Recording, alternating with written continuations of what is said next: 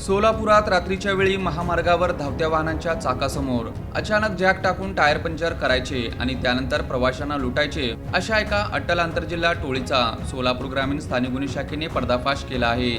या कारवाईत पोलिसांनी 2 आरोपींना अटक केली असून त्यांच्याकडून 5,08,000 रुपये किमतीचा मुद्देमाल जप्त करण्यात आला आहे।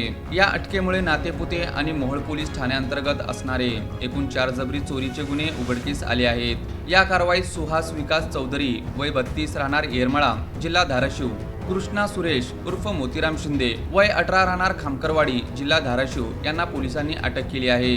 त्यांच्याकडून 32 ग्रॅम वजनाचे सोन्याचे दागिने, रोख रक्कम, गुन्ह्यात वापरलेली एक मोटरसायकल असा एकूण 5,08,000 रुपयांचा मुद्देमाल जप्त केला आहे।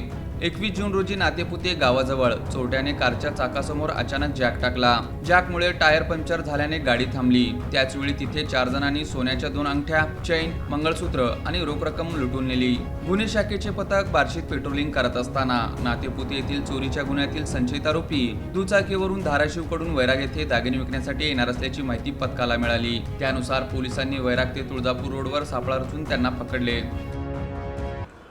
दिनांक 21 जून 2026 रोजी साताराची एक फॅमिली फलटण मार्गे पंढरपूर येथे जात असताना पहाटेच्या सुमारास नातेपुते गावाजवळ बायपासला काही अज्ञात इसमांनी त्यांच्या कारसमोर एक जॅक टाकून कारचा अपघात होईल किंवा कार थांबेल अशा पद्धतीने त्यांना फोर्सफुली थांबवलं। त्या जॅकमुळे कारचा टायर फुटला आणि कार थांबली।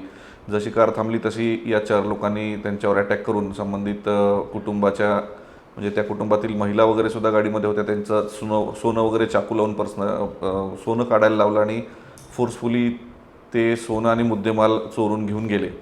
या अनुषंगाने नातेपुते पोलीस स्टेशन येथे जबरी चोरीचा गुन्हा या 4 लोकांच्या विरोधात दाखल करण्यात आला होता। यामध्ये प्रामुख्याने स्थानिक गुन्हे शाखा सोलापूर ग्रामीण यांनी तपास करून 2 आरोपी यामध्ये सहभागी असलेले 2 आरोपी तात्काळ पकडलेले आहेत। यांना अटक करण्यात आलेली आहे।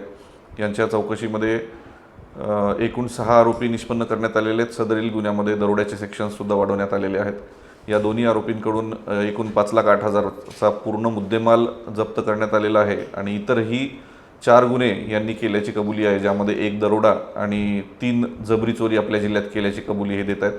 पुढील तपासामध्ये अजूनही आरोपी आणि अजून काही गुन्हे निष्पन्न होण्याची शक्यता आहे। या अशा प्रकारच्या घटना टाळण्यासाठी जे वाहन चालवतात, जे प्रवासाला निघाले, त्यांनी काय काळजी घ्यावी? जे वाहन चालवत आहेत, विशेषतः कुटुंबियांसोबत जात आहेत, यांनी तात्काळ 112ला फोन करणं अपेक्षित आहे। कारण या स्पेसिफिक घटनेमध्ये असं जाणवलं की घटना होऊन 2 तासांनी मग त्यांनी 112ला फोन केला।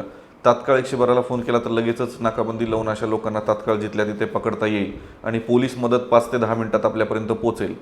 त्यामुळे नागरिकांनी अशी कुठली अचानक घटना झाली तर 112ला तात्काळ फोन लावावा पोलिसांना। आपल्याला जिथे कुठे भीती वाटत असेल, कुठे संशयित लोक थांबलेले दिसत असतील तर तिथून पोलिसांना संपर्क करावा, जेणेकरून तात्काळ पोलीस मदत आपल्याला घटना होण्या अगोदरच मिळू शकेल, असे आवाहन मी सर्व जनतेला करतो।